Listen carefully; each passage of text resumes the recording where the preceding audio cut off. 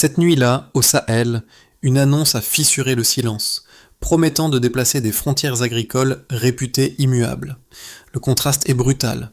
Un pays associé aux pénuries parle soudain d'abondance, tandis que les contraintes climatiques, logistiques et politiques semblent n'avoir jamais été aussi visibles. Que signifie vraiment, pour les familles et pour l'avenir collectif, la promesse portée par Ibrahim Traoré ? L'horizon paraît neuf, et pourtant, il reste fragile. Cette séquence promet d'éclairer ce qui se joue réellement derrière l'annonce agricole, au-delà de l'effet de surprise initial.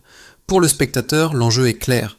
Comprendre comment ce projet peut offrir une stabilité alimentaire durable sans dépendre uniquement de l'aide extérieure. Le pari dépasse une simple initiative technique, car il engage la crédibilité politique, la cohésion sociale et la capacité d'un pays sahélien à apprendre de ses propres échecs.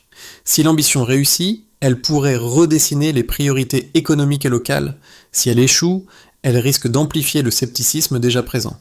Entre ces deux pôles, chaque décision pèse lourd car les ressources mobilisées sont limitées et le climat reste imprévisible. Ce qui se joue ici n'est donc pas seulement la survie de jeunes plants, mais la possibilité d'un modèle reproductible qui donnerait aux communautés un levier concret pour reprendre la main sur leur avenir. Les premières semaines ont livré un signal inattendu.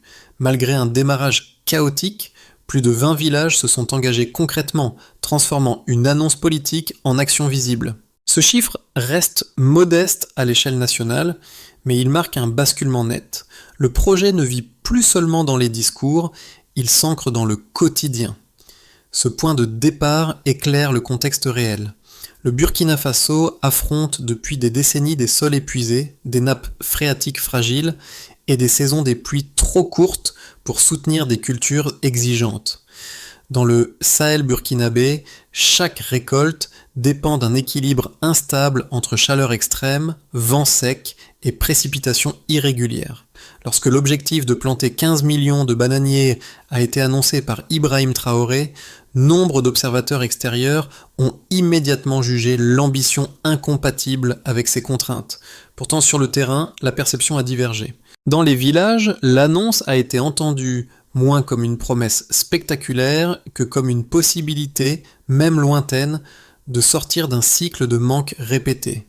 Des groupes de jeunes ont commencé à défricher des terres abandonnées, tandis que des agriculteurs expérimentés partageaient des gestes simples pour protéger les semis du dessèchement. Chaque plant mis en terre devenait une expérience, chaque échec une information. Ce contraste entre scepticisme international et engagement local constitue le cœur de l'attention. Il explique pourquoi, dès le début, le projet s'est construit comme un laboratoire à ciel ouvert où l'apprentissage collectif comptait autant que l'objectif final. Très vite, le projet a pris un visage humain grâce à quelques figures devenues des repères locaux. Dans la région de Kaya, un ancien agriculteur reconnu pour sa capacité à maintenir des cultures malgré les vents secs a assumé un rôle de formateur improvisé. Il montrait comment orienter les jeunes plants pour réduire l'impact du sable, comment creuser des rigoles afin de retenir l'humidité et comment observer les premières feuilles pour détecter les signes de stress hydrique. Autour de lui, des volontaires venus de villages voisins observaient, reproduisaient, puis transmettaient ces gestes à d'autres équipes. Un second exemple s'est affirmé près d'Ouahigouya, où un collectif de femmes habituées aux jardins maraîchers a proposé une organisation différente. Elles ont structuré les parcelles en blocs collaboratifs, réparti les tâches quotidiennes et tenu un registre simple des plants ayant survécu aux premières semaines. Cette méthode, encore artisanale, a pourtant offert un modèle facilement reproductible, circulant plus vite que prévu entre communes. Ces initiatives ont produit des impacts précoces.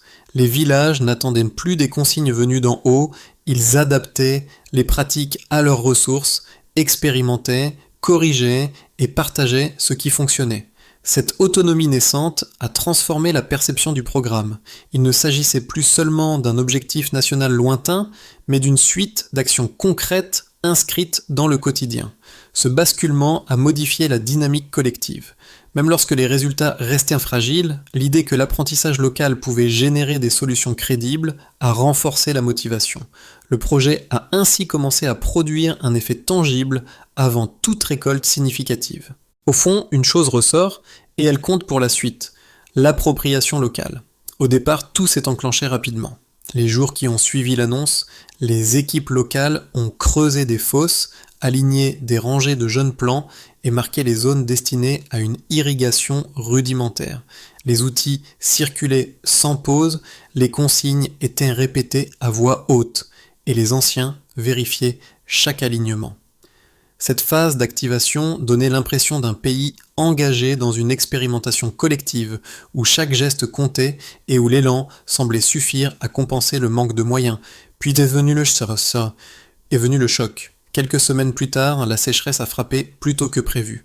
Les feuillets des bananiers se sont recroquevillés en quelques heures et les rigoles improvisées n'ont pas retenu l'humidité espérée. Dans plusieurs villages, des dizaines de plants ont jauni presque simultanément. Le sentiment de bascule a été immédiat. Ce qui paraissait possible devenait soudain incertain. Les discussions se sont alourdies, et l'idée même de persévérer a commencé à vaciller. Le point culminant est apparu lorsque les premières rumeurs d'abandon ont circulé.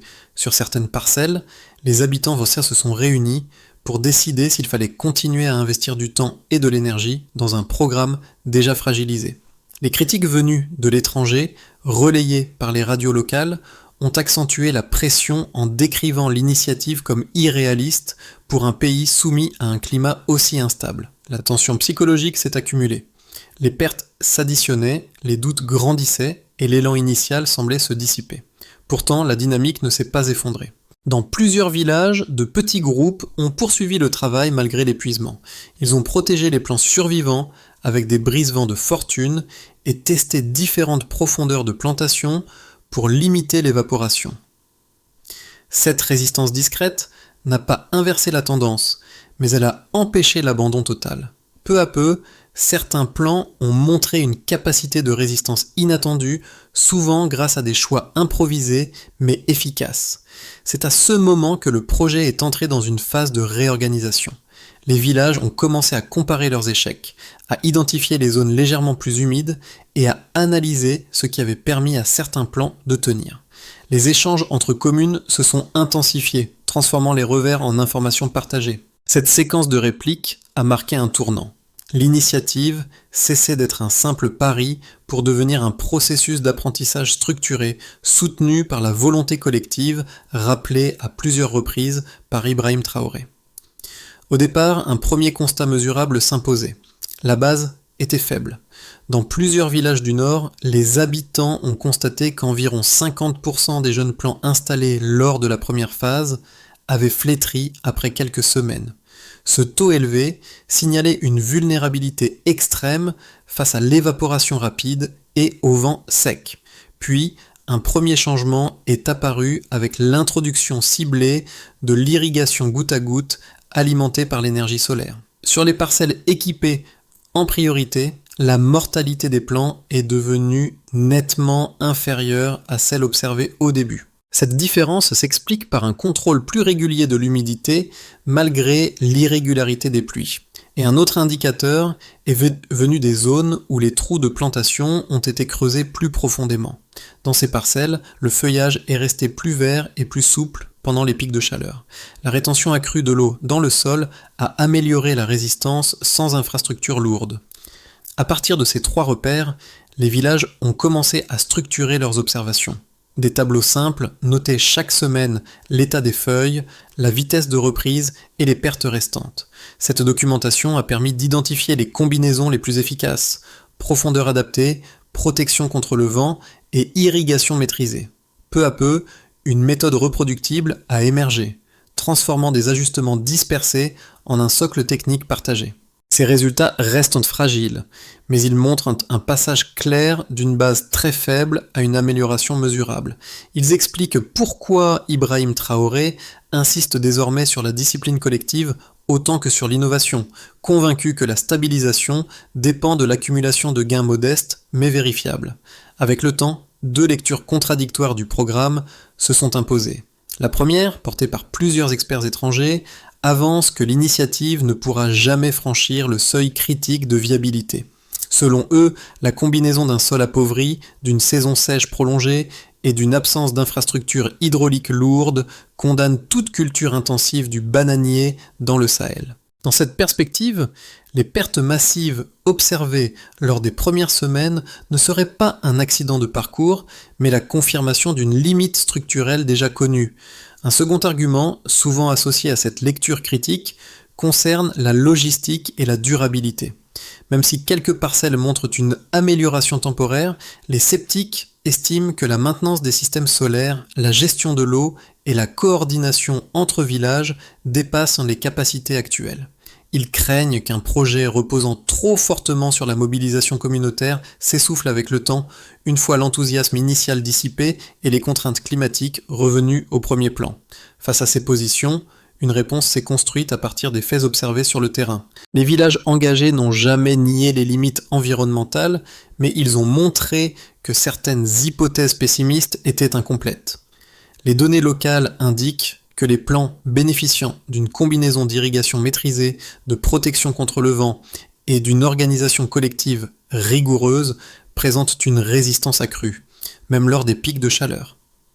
Ces résultats ne transforment pas le Sahel en zone idéale, mais ils déplacent la frontière du possible.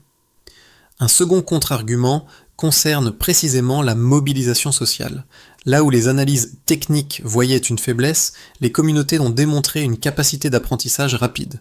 L'échange constant d'expériences, les formations courtes et l'adaptation des méthodes d'un village à l'autre ont créé une dynamique que les modèles théoriques prenaient rarement en compte. Cette force collective ne supprime pas les risques, mais elle réduit la probabilité d'un abandon total. Ainsi, le débat réel ne se situe pas entre succès garanti et échec inévitable. Il se joue dans une zone intermédiaire où les contraintes environnementales rencontrent la capacité d'adaptation progressive d'un pays qui teste, corrige et avance par étapes mesurées. On peut le dire désormais sans forcer le trait. Le projet a déjà changé de nature. Ce basculement ne tient pas à une récolte spectaculaire, mais à une modification silencieuse de la trajectoire. Au cœur de la saison sèche, alors que la fatigue gagnait plusieurs équipes, l'introduction coordonnée de nouvelles pratiques a déplacé le centre de gravité du programme. Les systèmes d'irrigation goutte à goutte, alimentés par l'énergie solaire, testés au départ sur quelques parcelles isolées, ont commencé à produire des effets visibles et reproductibles. Les feuilles devenaient plus souples, la couleur plus vive, et les plants résistaient davantage aux journées brûlantes. Dans certaines zones, cette amélioration a été renforcée par des ajustements simples mais décisifs. Les trous de plantation plus profonds ont permis de retenir l'humidité au-delà des premières heures de chaleur, tandis que des brise-vents improvisés limitaient l'évaporation. Ces choix n'étaient pas imposés d'en haut, ils circulaient d'un village à l'autre, portés par l'observation directe et l'échange d'expériences. C'est ici que le rôle d'Ibrahim Traoré a pris une dimension différente. Son discours n'insistait plus seulement sur l'objectif des 15 millions de plants, mais sur la nécessité de consolider ce qui fonctionnait déjà. Le projet cessait d'être perçu comme un pari uniforme et devenait un ensemble de trajectoires locales inégales mais convergentes. Cette révélation change la lecture globale. La question n'est plus de savoir si tout réussira, mais jusqu'où cette stabilisation progressive peut transformer l'essai initial en dynamique durable. Les effets du programme se manifestent désormais de manière différenciée selon les groupes concernés, dessinant une cartographie d'impact plus précise que lors des premières annonces. Pour les institutions locales, le changement est d'abord organisationnel. Les communes impliquées ont commencé à structurer des routines inédites, relevés réguliers de l'état des plans, réunions intervillages, partage des pratiques les plus efficaces. Cette discipline nouvelle, encore fragile, a amélioré la coordination autour de l'eau et des sols. Elle a aussi renforcé la capacité de planification, un acquis rare dans des zones longtemps soumises à l'urgence permanente. Les prises de parole d'Ibrahim Traoré ont accompagné cette évolution en rappelant que la cohérence collective constituait désormais un indicateur aussi important que la survie des plans. Du côté des petites activités économiques, les retombées apparaissent plus progressivement, mais elles sont tangibles. Dans plusieurs communes, des coopératives, souvent dirigées par des femmes, ont commencé à transformer les bananes issues des parcelles les plus stables en produits destinés aux marchés locaux. Cette transformation artisanale a créé de nouvelles sources de revenus et réduit la dépendance à des circuits extérieurs coûteux. Même à faible volume, cette activité a permis de tester des chaînes d'approvisionnement simples mais fonctionnelles, offrant aux participantes une expérience organisationnelle précieuse. L'impact économique reste limité, mais il introduit une diversification qui n'existait pas auparavant. Pour les familles rurales, l'effet c'est d'abord psychologique et social.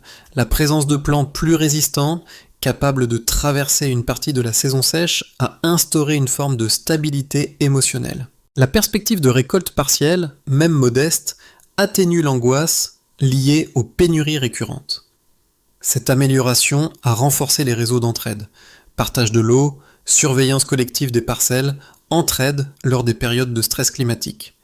Dans ce contexte, le projet n'est plus perçu comme une promesse abstraite, mais comme une accumulation d'efforts quotidiens qui redonnent du sens au travail agricole.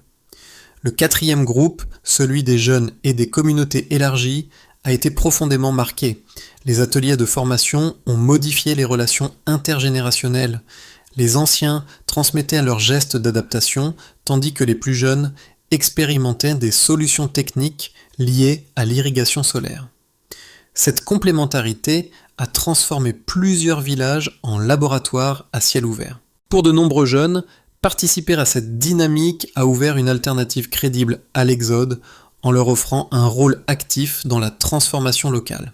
Ibrahim Traoré a régulièrement souligné cet aspect, voyant dans cette mobilisation une base essentielle pour la continuité du programme. Pris ensemble, ces effets dessinent un tableau nuancé. Aucun groupe ne bénéficie d'un bouleversement immédiat, mais chacun enregistre des gains spécifiques, encore fragiles, qui convergent vers une stabilisation progressive. C'est cette convergence, plus que les chiffres bruts, qui indique que le projet commence à produire des conséquences durables. À partir des tendances observées, on peut envisager 3 trajectoires plausibles pour les mois à venir, chacune dépendant de la capacité collective à maintenir les ajustements déjà engagés. Dans l'option la plus probable, les techniques actuelles sont appliquées de façon régulière, sans extension rapide. L'irrigation solaire fonctionne sur les parcelles prioritaires, les protections contre le vent sont entretenues, et les villages stabilisent une partie de la production. Les progrès restent modestes, mais cumulés. Ils suffisent à préserver la motivation communautaire et à consolider les coopératives existantes. Le projet avance lentement, sans rupture majeure. Dans l'option la plus favorable, la diffusion des pratiques efficaces s'accélère entre communes. Les formations sont mieux coordonnées, la maintenance des systèmes solaires devient plus fiable et les échanges d'expériences réduisent les erreurs répétées. Les plants gagnent en robustesse, permettant des récoltes partielles plus fréquentes. Les coopératives féminines élargissent leurs capacités, attirant un intérêt régional croissant. Si cette dynamique se maintient, le programme pourrait dépasser le stade expérimental et devenir un modèle reproductible à plus grande échelle. Dans l'option la moins favorable, tout reposerait sur un choc climatique prolongé. Une sécheresse intense ou une succession de vents secs pourrait annuler une partie des gains obtenus. Les plants les plus jeunes seraient les premiers touchés, fragilisant les parcelles encore instables. Si la démotivation s'installe, la mobilisation humaine pourrait se disperser. Dans ce cas, le projet ne s'effondrerait pas brutalement, mais entrerait dans une phase de ralentissement sévère, obligeant à se recentrer sur quelques zones plus résilientes. Ces 3 projections convergent vers une même leçon. Si les conditions restent maîtrisables, alors la continuité des efforts peut transformer des améliorations locales en dynamique durable. Sinon, la priorité devra être la préservation des acquis essentiels plutôt que l'expansion. À ce stade, le projet touche le spectateur par des effets qui dépassent le cadre strictement agricole. Pour un premier groupe, celui des observateurs intéressés par les politiques publiques et le développement, l'expérience burkinabé offre une leçon de méthode. Elle montre comment une initiative peut évoluer sans plan parfait, en s'appuyant sur des ajustements continus plutôt que sur des infrastructures lourdes immédiatement disponibles. Cette approche met en évidence la valeur de la progression incrémentale, souvent sous-estimée face aux modèles plus centralisés. Un second groupe, composé de citoyens vivant dans des régions exposées à des contraintes climatiques similaires, peut y reconnaître des situations familières. La gestion de l'eau, L'importance de l'organisation collective et la transmission de savoirs pratiques résonnent avec des réalités vécues ailleurs. Le projet rappelle que des solutions imparfaites, mais partagées, peuvent créer une stabilité relative, là où l'attente de réponses idéales conduit souvent à l'inaction. Cette reconnaissance favorise une lecture moins spectaculaire, mais plus concrète du changement. Le troisième groupe concerne ceux qui s'interrogent sur leur propre rôle face aux transformations en cours.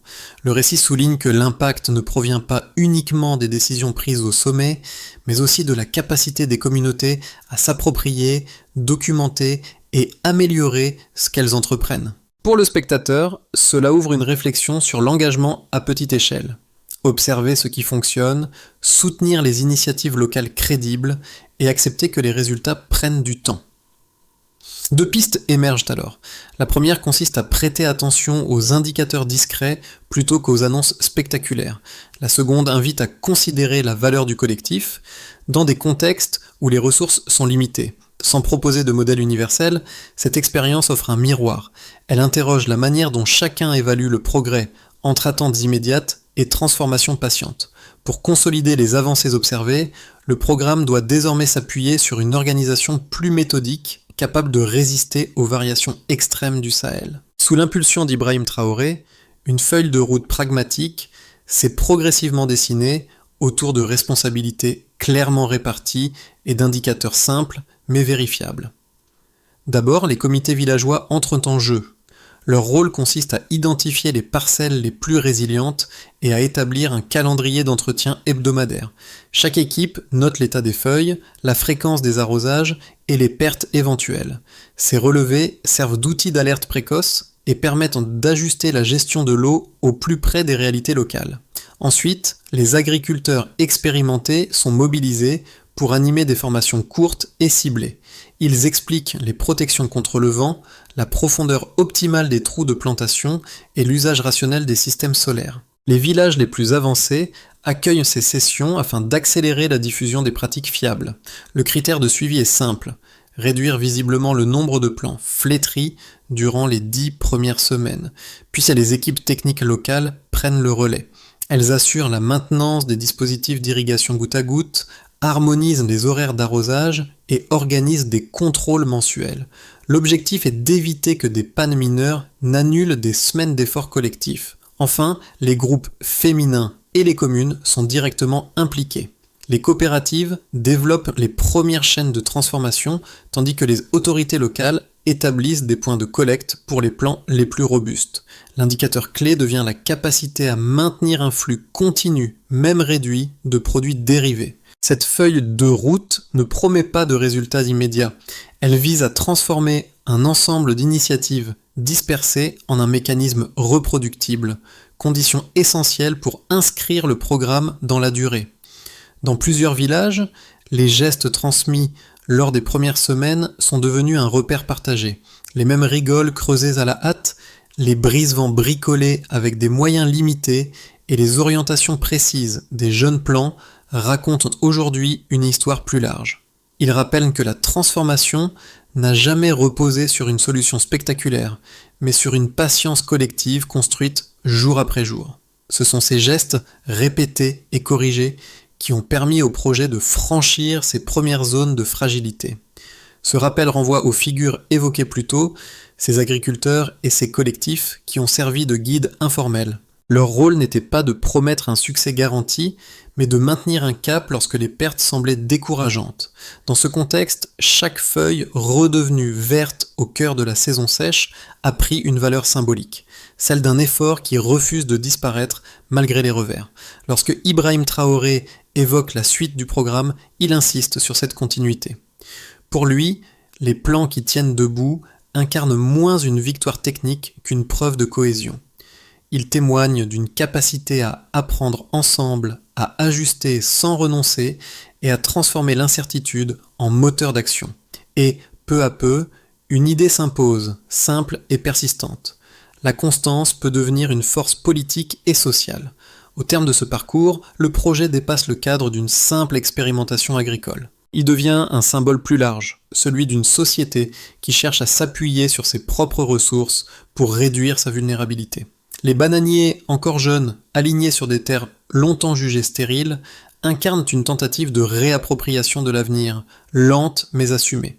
Ils rappellent que la transformation ne surgit pas d'un événement unique, mais d'une accumulation de choix quotidiens portés collectivement. Pour le spectateur, qu'il vive au Burkina Faso ou ailleurs, cette histoire ouvre une réflexion plus universelle. Elle invite à observer comment des communautés confrontées à des contraintes extrêmes peuvent créer de la stabilité sans attendre des conditions idéales. Elle interroge aussi la manière dont chacun évalue le progrès par des résultats immédiats ou par la capacité à maintenir un engagement commun malgré l'incertitude. Ibrahim Traoré apparaît ici moins comme la fin du récit que comme un point de passage, reliant une ambition nationale à des réalités locales multiples. La suite dépendra de la persévérance de ceux qui cultivent ces parcelles et de l'attention accordée à ce qui fonctionne déjà. La question reste ouverte, volontairement. Jusqu'où une société peut-elle aller lorsqu'elle choisit de bâtir son avenir sur l'effort partagé plutôt que sur l'attente de solutions parfaites ?